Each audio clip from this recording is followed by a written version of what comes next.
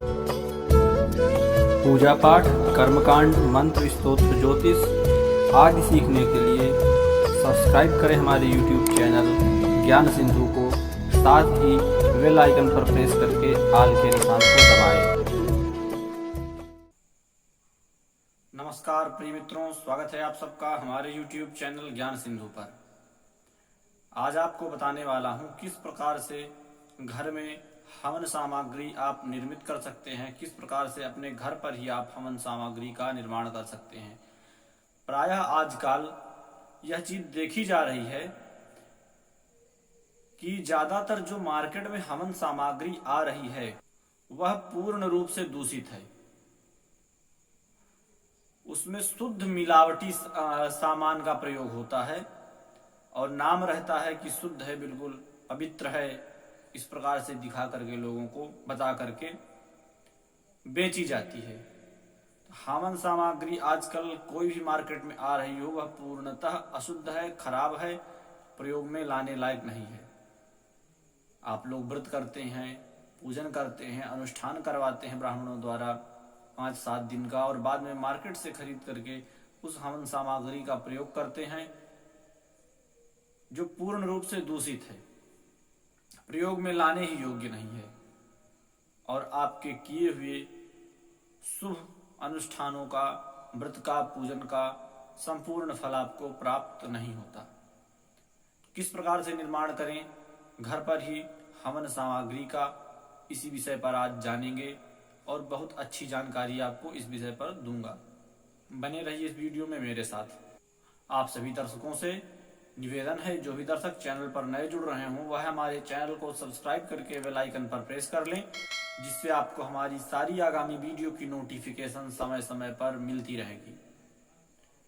देखिए, हवन में मुख्यतः काले तिल, चावल और जौ का प्रयोग होता है।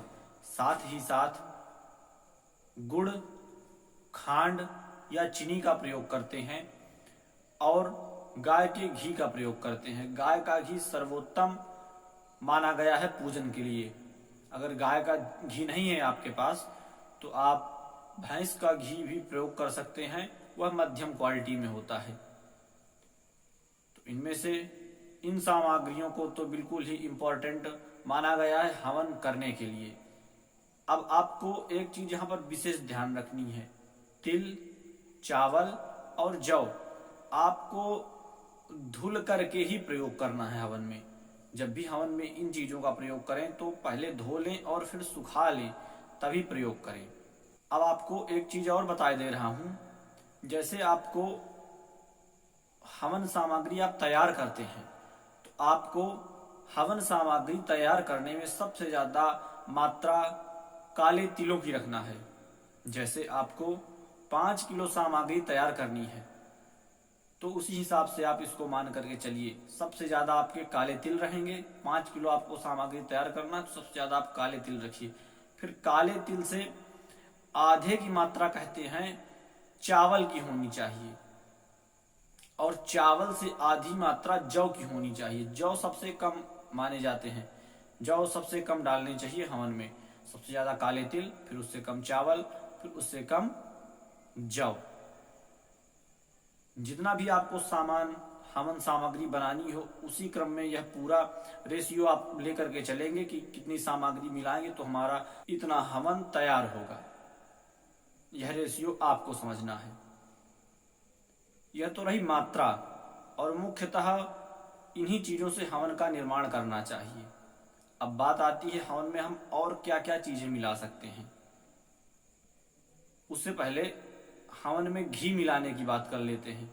घी आपको साकल्य में इतना मिलाना है कि वह साकल्य आपस में मिश्रित हो जाए, वह हवन आपस में मिल जाए तथा गीला रहे, क्योंकि यह भगवान को हम खिलाने के उद्देश्य से यह हवन करते हैं। कोई अग्नि में डालने का इसमें भाव नहीं रहता कि बस अग्नि में हमको झोंक देना है, ऐसा कोई भाव नहीं है। यह देवताओं को खिलाने के लिए होता है।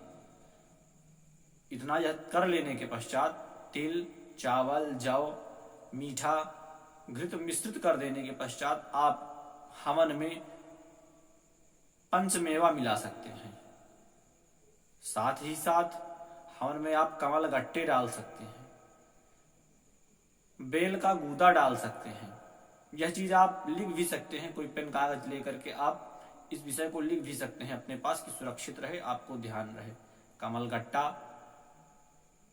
गूगल, बेल के गूदे, नागरमोथा, अन्य बहुत सारी सामग्री होती है, तेजपात वगैरह होता है।